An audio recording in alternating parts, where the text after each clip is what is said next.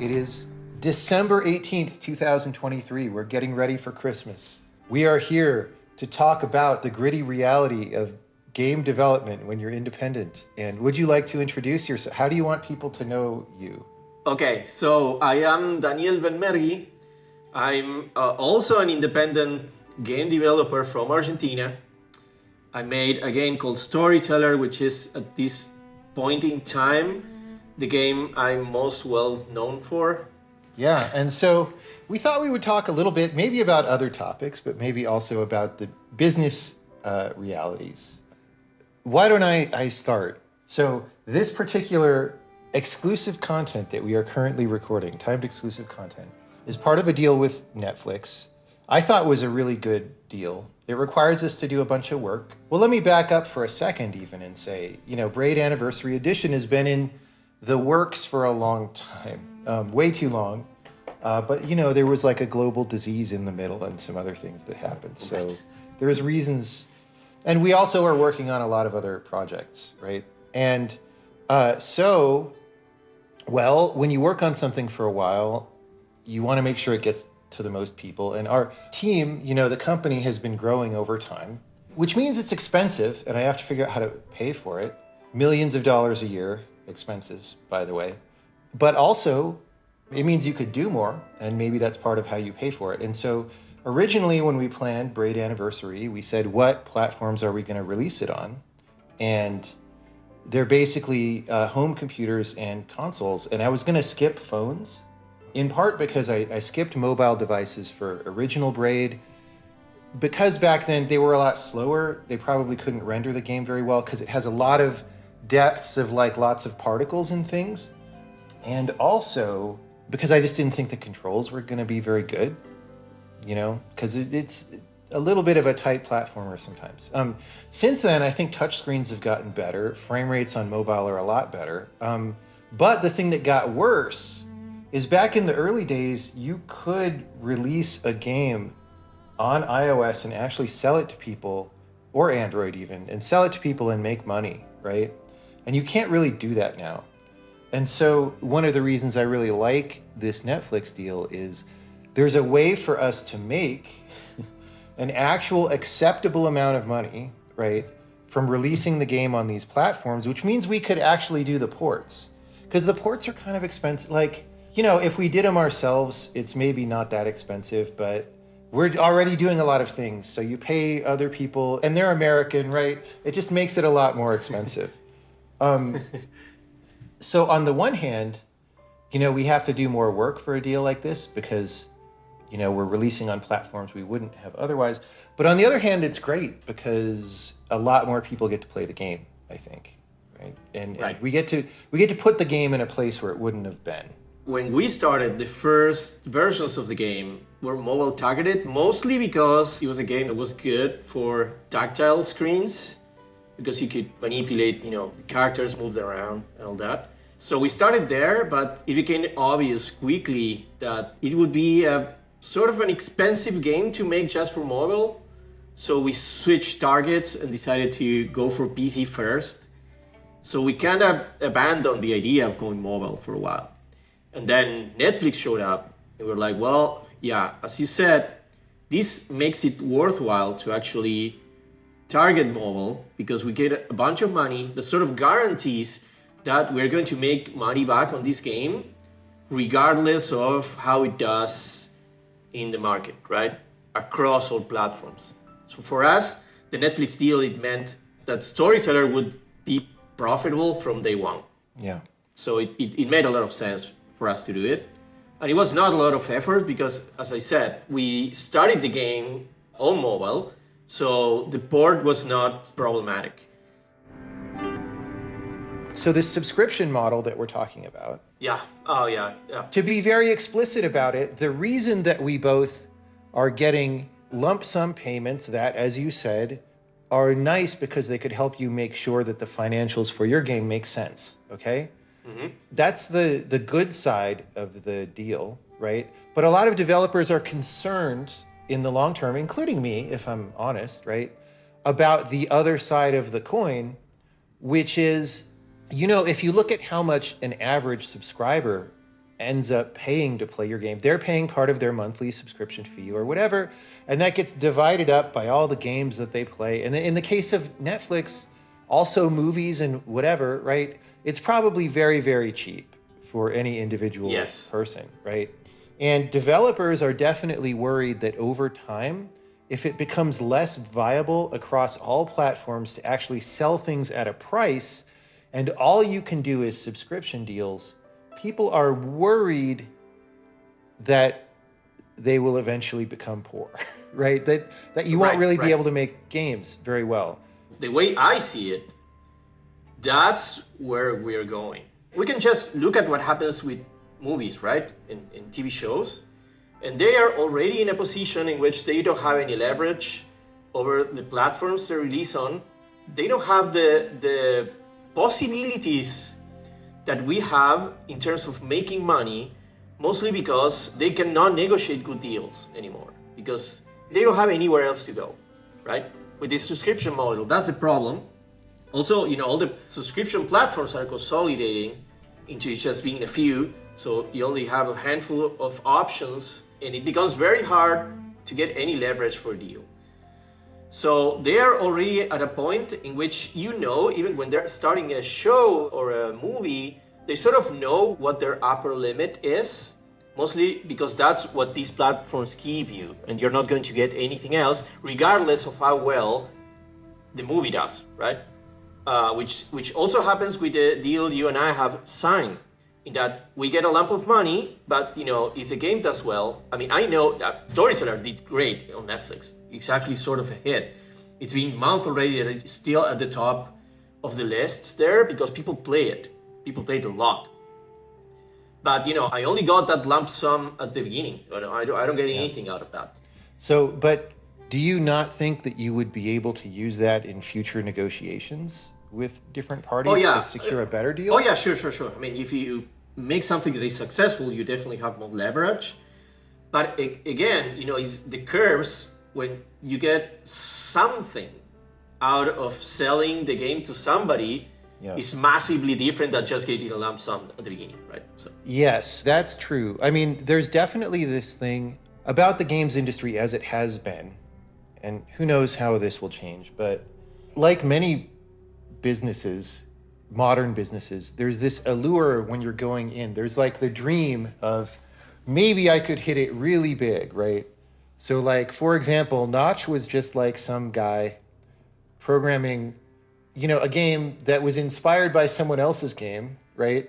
It wasn't even totally, not to take anything away from it, because it's a great game that a lot of people enjoy, and it's got a lot of its own thing. But the point being, he was one guy alone, and he programmed this thing, and it's pretty much it's one of the biggest video games ever now. Fortnite is probably a lot bigger or something, right? But it's very close. It's very close to the top. And that's possible, right? In terms of numbers, that's always, it even will be possible in terms of audience size in a subscription model, right? But if you're selling it, and even if you get like $1 per copy, that's still a lot, right? If there's a lot of people, but under a subscription-based terms, maybe that's capped if you're not able to negotiate, So, well, I don't know. I don't know what that means, right? Because it sort of means, that gives you the ability to negotiate well next time. But then that sort of means you have to have 2 hits in a row to make money, right? Right. And that's a lot harder than 1 hit. Right. Yeah. Right. So one thing I think happened lately, these past years, you just mentioned, the 90s.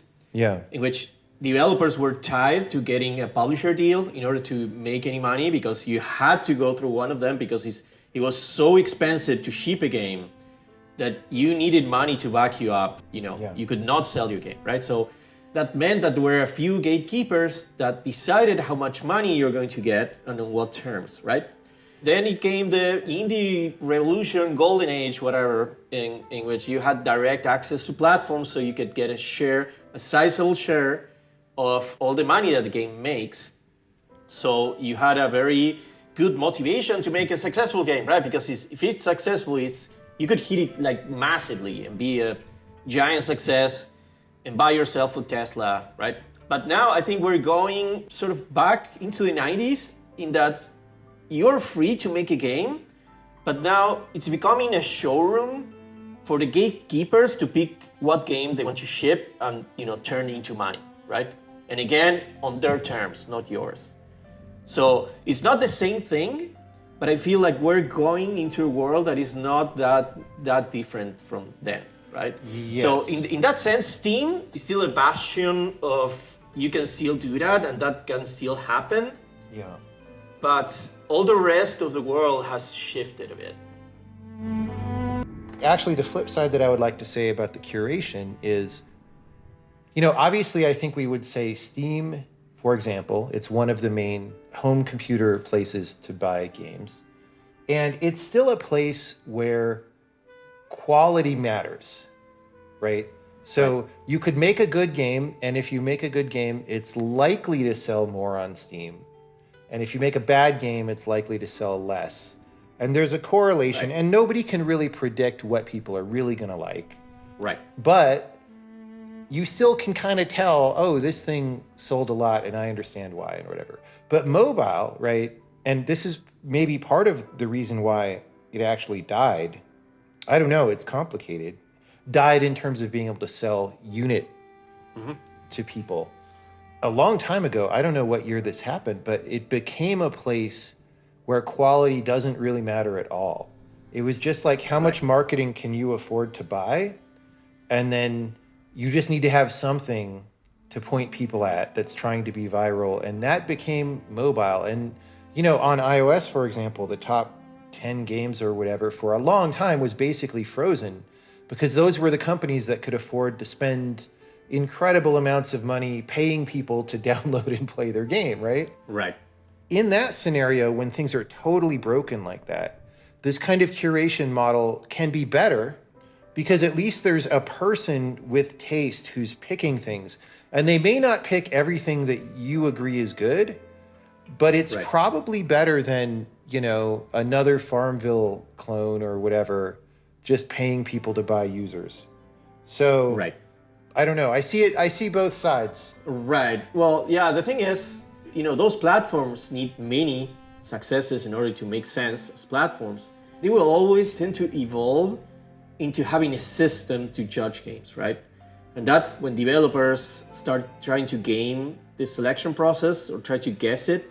They start chasing the ideas that they know they can pitch. They take a look at all the successes that are already on the platforms and they make games that are similar to that, right? Because you want to be able to explain to the people that you need to get money from. You need to explain why your game is worth picking. I get the feeling that as long as those platforms make systems to pick their games, all the games are going to start to look like each other and chase the same thing. And the developers themselves are going to try to optimize to maximize the chances of being successful. So that's what happened. That's what I think happened with mobile. On Steam, there's still a lot of people trying weird, unusual stuff because they feel they will get a chance to sell their games. But if you need to convince some guys that your game is worth funding, the logic is completely different, right? So I'm thinking about the people that are going to play my game in the end, and I'm thinking about the guy I need to convince to fund my game are very different, like massively different designs and decisions that I will make, right? That is all true. However, I will point out your game Storyteller is very weird and unusual, right? Yeah. And yet somebody agreed to fund it through this model that we're talking about. Now, you didn't do the negotiation, so you don't exactly know. Right. But that did happen, right? And that did happen. The thing is, probably if I did try to do it myself, I don't know if you would have gotten that deal, mostly because my publisher can go to them with a portfolio of games and the promise of future games. So it's different. The negotiation is very different in that case, right? yeah, I could see that a portfolio probably looks a lot more financially secure than one random wacky game, right? Right. Yeah.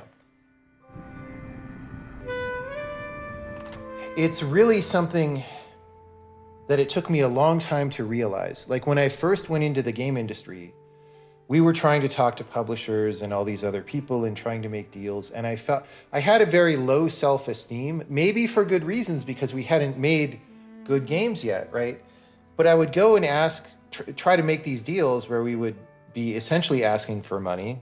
And I just would feel like, oh, these people don't really want to talk to me and I don't really deserve really someone to give me money or whatever.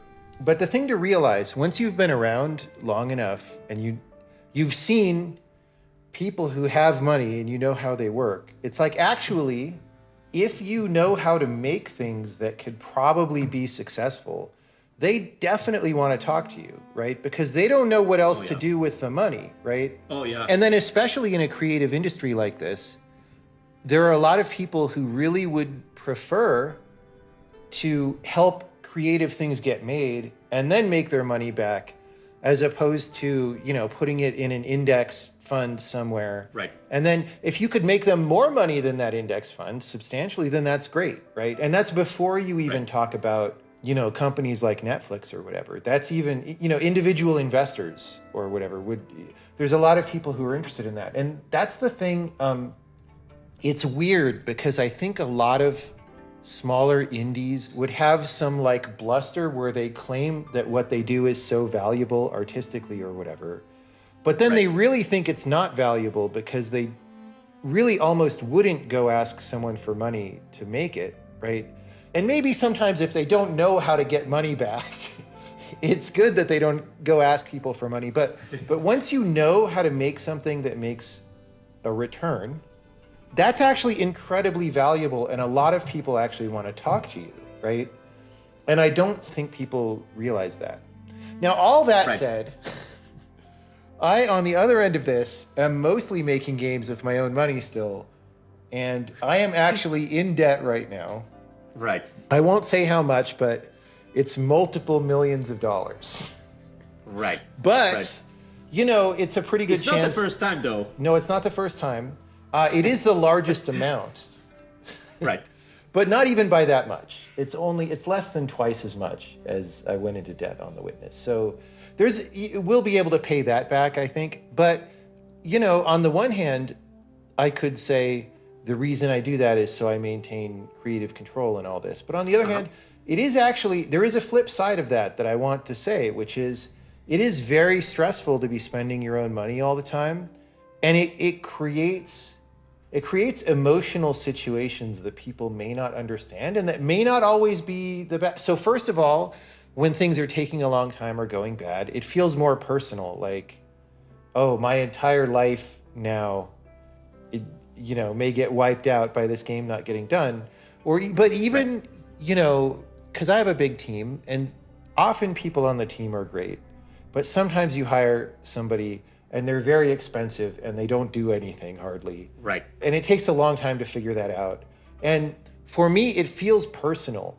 It's like, here is this money that I could have. I could have been on a beach for all these years, just making a one-person indie game, because I know how to do that, right? And that would have made money too.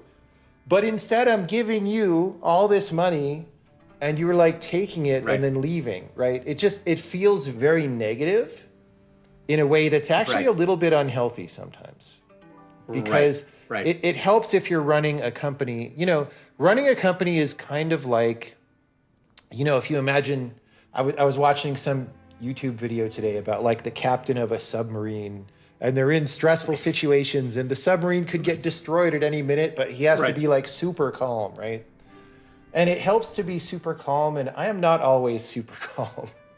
And nobody is. Yeah, but it's harder when it's all your own money to be super calm, I think is the thing. Now, that said, when you take a lot of money from somebody else to make something, you're making a promise to them that I'm not going to throw this away, right? I'm going to try to give this back to you. That's why they're giving it to you. Right. So that's also maybe stressful too. Actually, right now I have both because I've spent all my money and you're spending the money you don't have yet. Yes, it's not good.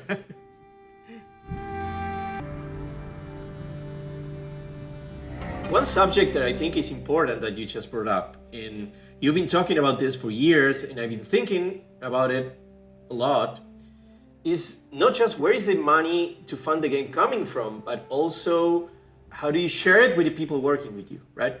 So you have this policy in which you pay generous salaries, but no shares of the actual game, right?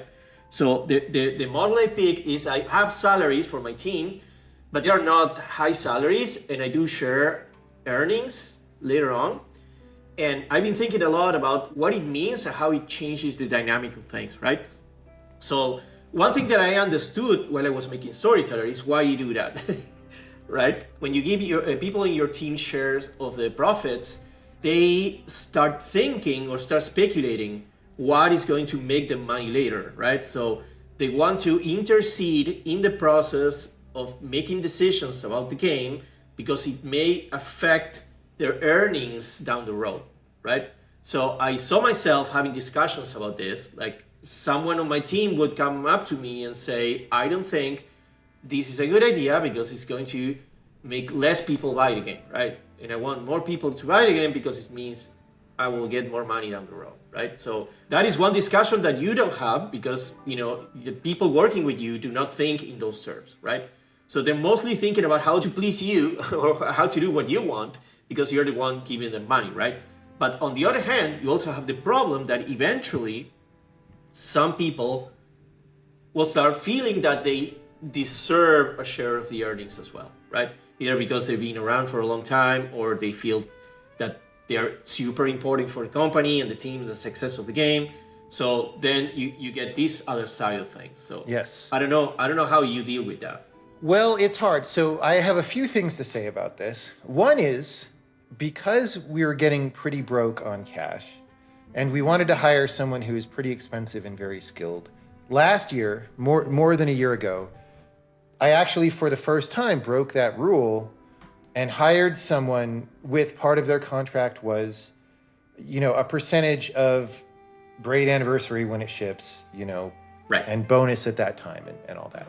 Right. And exactly this thing happened and it was very negative and that person actually got angry and quit already. Right.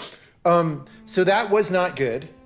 Now, I don't know that that's the only reason. There probably were other reasons, but it's notable that that was the first time we did that and it had this result, right? On the other hand, I think it really depends on what kind of game, right? Like, look, for the same reason as we were talking about earlier, if you make a game and it becomes a big, big hit, you probably deserve some of that money, right? I mean, that's true fractally for everybody working on the game, right? And the way that I try to do that right now is, you know, if the company's making a lot of money, every year we pay out bonuses, right? And those bonuses are scaled by how much we're making. We basically have a pool where it's like everybody has some number of points and the points are just like fictitious shares, but they're shares in yearly bonus, right? Yeah, like the average might be 100 points for, you know, but someone who's very senior might have 220 points or whatever. And you basically say, you know, for some year, let's say we're going to give out $100,000 in bonuses. You just add up all the points and you divide that among the people, right? Right. That's only something we started doing a few years ago, but I think it's working well so far. However, you know, we haven't released anything new lately. So we're not making a lot of money, so these bonuses are not super high yet, right? Right. But once we start releasing things, I would expect that amount of money to be quite significant. And so that's one way of sharing in the profits of the game without people getting too anxious about it. However, you know, it's still the same thing probably applies, right? Right. Yeah. Also, I mean, you know, part of the reason for me why this became a question is our company originally was in San Francisco, which is in the area where in previous years there were all these big companies hiring tons and tons of people for incredible amounts of money, and they all give stock. And at some point you have to try to compete with that. Otherwise, why should anyone work for you at all when they could go to one of these bigger companies and not do anything except go to meetings and make just insane amounts of money that are so high that it's actually offensive because it's like 10 times as much as somebody working in a mine or whatever, right? Right. For not doing anything. Now, I think we're past the biggest part of that wave. Maybe with AI, that's going to come back. I don't know. Right. Yeah, but still, a lot of these salaries are still quite high that we have to compete I with. mean, you're mixing, general Silicon Valley stuff with video games, right? Because you're competing for the same people. Especially when we have an office in San Francisco and someone's coming to the office every day and they're like, if I just go into this big company's office that is, 10 blocks next away, door.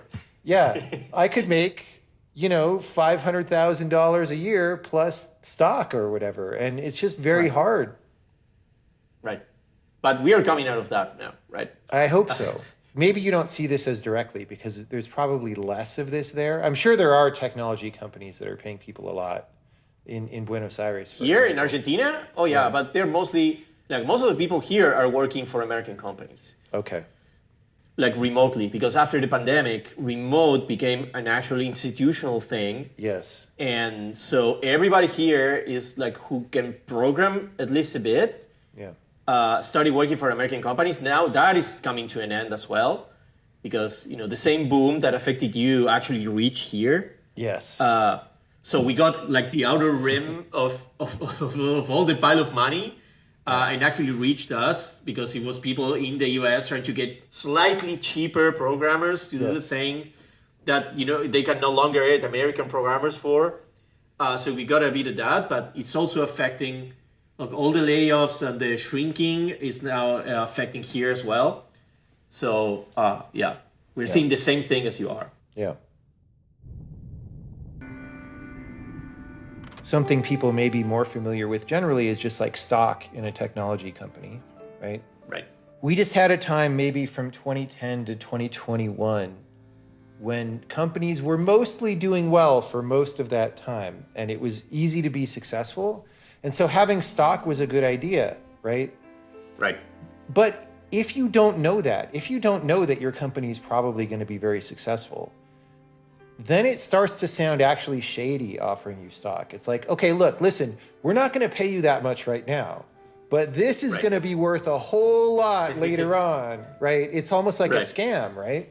And that's actually what happened in the past couple years is now, a lot of these companies, even in California, there are companies that are still worth a lot of money, but the stock was given out in 2021 to all these people at valuations that were much higher, right? And so the stock is actually worth negative money now or something. Right. And so in an environment like that that's very uncertain, then the kind of thing that I was talking about where it's we'll give you a bonus every year if we're making money is much more secure, right? Because you get the money this year and it doesn't matter if there's going to be a world economic collapse next year, right? Because what you have is now yours. Whereas this promise of something 4 years or 5 years down the road, because even, they have stock vesting in these schemes, but that's just giving you the stock. You have to exercise the stock, which is expensive. And then if you do it if you do it too late, you don't get anything, right? And so, I don't know. This is all, it's complicated. There is one thing that I think is very important, or was very important for me, is that I realized that there is a floor of either money or influence that you need in order not to feel vulnerable, right? Mm-hmm. In order to feel that you're exposed and anything can bring you down and make you poor, right? Okay. I wanted a successful project that would mean that I would have a base of personal wealth and money that would give me some freedom not to be afraid of running out of money, right? Yes. So you can achieve that in two ways. Either you make the actual money, or you're in a circle in which money doesn't really matter and you're never going to run out of it because you can run to somebody that is going to help you, whether that's your family or you're in a wealthy circle or whatever, right?